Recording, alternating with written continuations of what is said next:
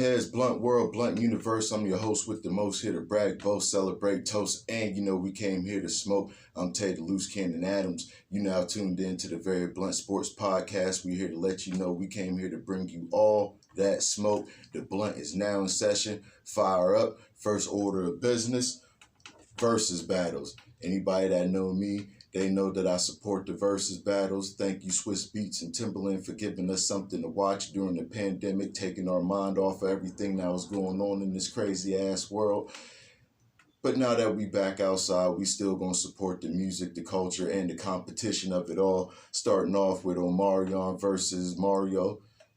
Who y'all got in that one? Both got good catalogs, good R&B artists from the mid-2000s, early 2000s, that's what you want to call it. Now we got Jennifer Hudson versus Fantasia. The edge goes to Fantasia. She got more hits in her catalog. She got more bullets coming out of her gun. Both of them can sing their ass off. We're going to acknowledge that, but Fantasia got the edge. Now, Joel Santana was on Drink Champs, and he said that he'll go at anybody one-on-one in the versus battle. Now, I don't know why you want to do that, especially after what happened to him, Jim Jones, and Cameron due to the locks. You know what I'm saying? LOX means we just smoked your ass with all praises, all burners, and all raises. You know what I'm saying? But we ain't going to talk about that. We just going to talk about how they basically going on this redeem yourself versus battle. They've been calling out people. They said Myth Bleak don't want that smoke with him. That's Memphis Bleak for people that don't know. They both was on Rockefeller Records, you know what I'm saying, at that time. So what y'all think about this versus Redeem tour that they going on? You know what I'm saying? Jim Jones then called out Jadakiss. Jadakiss said, nah, it wouldn't make no sense to go one-on-one for obvious reasons. You know what I'm saying? They called out Lloyd Banks. And Jim Jones called out Rakim. But here's my thing, though. Nobody's mentioning Busta Rhymes. He been calling out anybody and everybody from the beginning. He been wanting them to find them, what he said, a worthy opponent during that KRS-One and Big Daddy Kane battle. So, Jimmy Jewels, go holla at Busta Rhymes. He wants some smoke. Y'all want some smoke? Let's get some fire together. You know what I'm saying? Now we moving on. Off of that, we finally gonna give, much respect, dues, and praises to the 1996 USA Women's Olympic team. They getting their own documentary on ESPN, basically showing how they changed the culture in women's basketball and basketball, period. But some of y'all might not have known that because in 1996, they had what they call Dream Team 2. I call it the remix. We could go into that down the line on why I called them the remix. But it's about time that these women get their acknowledgement, they praise, they flowers, they just do, whatever you want to call it. Women like Dawn Staley, Lisa Leslie, Nikki McCrae, Carla McGee, Cheryl Swoops, Teresa Edwards, Rebecca Lobo, that's just to name a few. Respect to those women, respect to the game of basketball. I support the game of basketball, whether it's men, women, USA, overseas, or street ball, whatever you want to call it, I support. Now, Kareem Abdul-Jabbar, if y'all know who he is, of course y'all know who he is. Top 75 player all time, 6-time NBA champion, 6-time MVP. And he got the record. He's the NBA all-time leading scorer. But he had to say this. He had to let people know, I'm still the all-time leading scorer in the NBA and only made one 3-point shot. He got a point. He really ain't need to outline that. Think he a little nervous because there's a dude named LeBron James that could probably play for about 5 to 10 more years. And he's going to break that record. It's possible. I think he's 13,000 points away or something crazy like that. Might got my numbers and my facts wrong. Somebody correct me if I do. But that's just what it is. Did y'all know Dikembe Mutombo and Ben Wallace is the only Defensive Player of the Year award winners in the NBA? They both got 4 of them things. Y'all need to know that. And did y'all know that 2004 Detroit Pistons championship team that beat the Lakers, none of their players made the NBA top 75? Detroit fans, Pistons fans, you know what I'm saying? People from Detroit, shout outs to y'all. Tell me what y'all think about that. Now, over here at the Very Blunt Sports Podcast and the Nubian Blaze, We want to say happy belated Father's Day. We support men being men. We support men holding down their home, holding down the fort, being successful at everything that they do and everything that they put their mind to. I'm a proud father.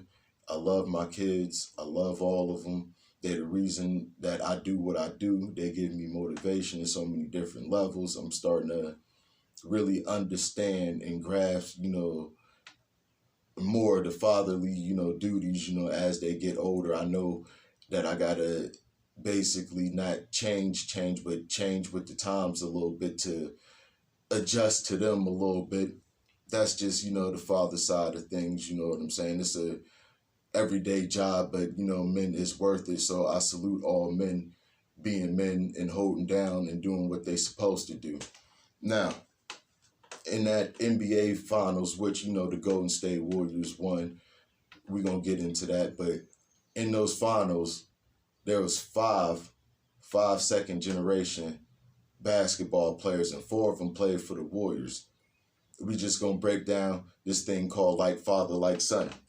Now, Del Curry, that's Steph Curry's dad. Michael Thompson is the dad of Klay Thompson. Michael Thompson played for the Lakers, and he got some rings. Mitchell Wiggins, he's the father of Andrew Wiggins. Tito Horford, he's the father of Al Horford. And Gary Payton is the father of Gary Payton II. I think that's big, and that should be acknowledged. Now, we're going to go on the father-son duo that won championships. Obviously not together, but dad got a ring, and then son wound up getting a ring. We got Matt Guokas Sr., Matt Guokas Jr., Rick Barry and Brent Barry, Bill Walton and Luke Walton, Michael Thompson, like I just said, and Klay Thompson, Gary Payton Sr., you might as well say, and Gary Payton Jr.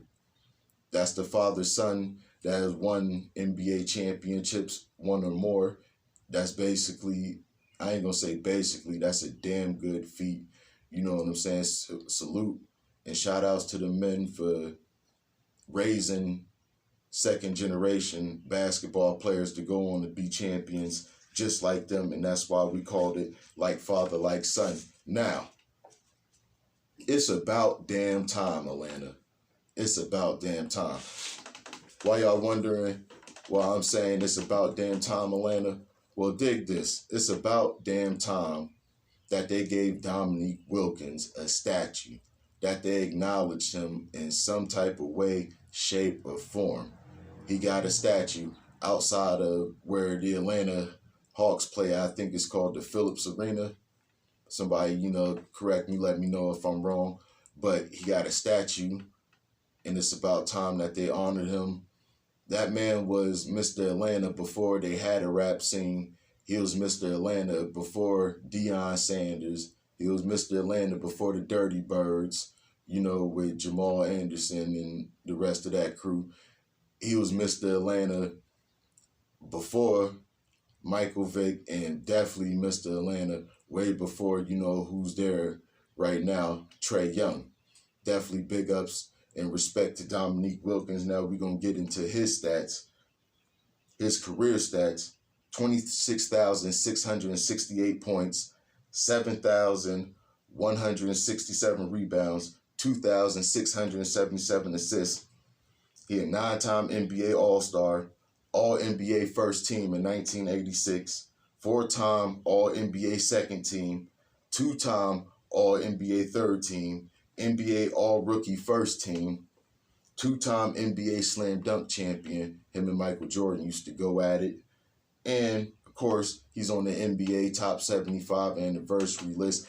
He should have been on the 50 list back in 1996. I don't see how he got robbed out of that and didn't make it. And he make a good point for himself as far as he should have been on that 1992 Dream Team. I'm still stuck in 1996. Like I said, once again, congratulations to those women. But Dominique Wilkins, he's a Hall of Famer, and he got his jersey retired by Atlanta. He played for other teams too, but he always going to be remembered as the King of Atlanta to me.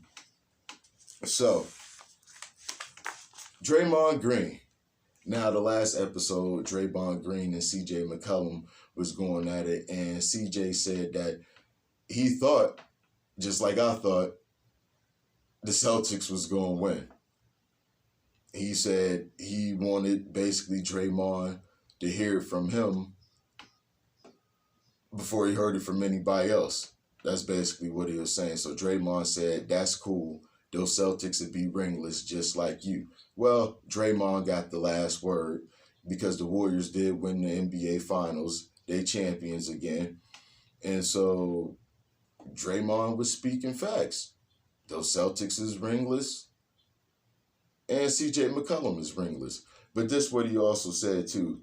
He said it doesn't compare mentally playing against LeBron James, who I think is arguably the smartest guy to ever play this game. He said that basically saying it was disrespectful to compare the Celtics series to facing LeBron James. Once again, was he sending the shot? Was he telling the truth? Was he just speaking on how he felt about the Celtics in the series? Was he just giving Braun his praise, his flowers, as being one of the best that the sport of basketball has ever seen? Y'all let me know what y'all think about that Draymond exchange, but he's a champion and CJ McCollum ain't. That's just what it is. Now, I had said a while ago about Klay Thompson basically getting snubbed off that NBA 75 team, and I also said that he had a lot to prove coming back, but we're going to go through his timeline real quick now. June 13th, 2019, he tore his left ACL, Game 6 of that 2019 NBA Finals that the Toronto Raptors wound up winning. November 18th, 2020, tore his right Achilles in practice. January 9th, 2022, he returned to play after 941 days of being away from the game. Now, on June 16th, 2022, he won his 4th NBA championship. So he had a lot to prove in my eyes. And like I said, he got snubbed off that 75 list. And it showed that basically how important he was. Without Klay Thompson in the lineup, they basically don't win as much as they should be winning with him in the lineup. Make that make sense, because it do. Klay Thompson is, in some sports writers' eyes, I don't think he get the props that he deserved. Him and Steph Curry, even though they didn't come up with the Splash Brothers name, that was already, Ray Allen and Rashard Lewis, but they basically own that name. They the best shooting team I ever seen, and they the best shooting backcourt that I ever seen. You know what I'm saying? We can argue about that all day. Shooting-wise, nobody really fucking with them two, and that's just that. Now we're going to go on to Steph Curry. Like I said, if y'all don't know, now y'all know. The Golden State Warriors, they won the NBA Finals. Even though I had rocked with the East, and I thought that the East, somebody from the East was going to win. I'm going to get into that a little down the line on the show when I pick on myself. But in that Game 6, Steph Curry had 34 points, 7 rebounds, and 7 assists. The Warriors won that series 4-2. Now, we just going to talk about Steph's year, because Steph had a crazy, crazy good year in the 75th anniversary of the NBA. One of my favorite highlights basically was him and everything that he did this year. Now, this year, he became the 3 god when he came the all-time leader in 3-point shots made. He got the All-Star Game MVP. He won the first ever Western Conference Finals MVP, NBA champion, of course, and he's the final MVP. Where do y'all think Steph sit at? Where do y'all think he stand amongst, the greats of this game? This is what Kendrick Perkins had to say. He said, Steph Curry is officially sitting at the table with Jordan, Braun, Kobe, Shaq, Magic, and Bird. Carry the hell on. # Finals MVP. Is Perk right? Y'all feeling what Perk's saying? What y'all think about that? You know what I'm saying? Is he sitting at the table with the greats? He should be. He finally got that Finals MVP, which he wanted that. You know what I'm saying? He even said in the celebration that this ring feels different. You know what I'm saying? And it really do, because he got that monkey off of his back saying that, you know what I'm saying, they only won with, you know, Kevin Durant, KD, but people fail to forget that they got a ring before KD. You know what I'm saying? Steph didn't join KD. KD joined Steph. Now KD in Brooklyn, and they going through that whole thing of whether if Kyrie gonna stay or what, and if Kyrie don't stay, will he stay? He probably gonna leave. But Steph Curry, I feel he got that monkey off of his back of not being a Finals MVP and not being, you know, held up there in the high regard. You know what I'm saying, with some of the greats. He got that off his back. I think y'all need to give him his props. It's just due. He changed the game. He changed the culture. Everybody is adjusting to what Golden State is doing right now. Everybody wants to shoot, and that's all because of the three gods, Steph Curry. Now, I'm going to get into me a little bit.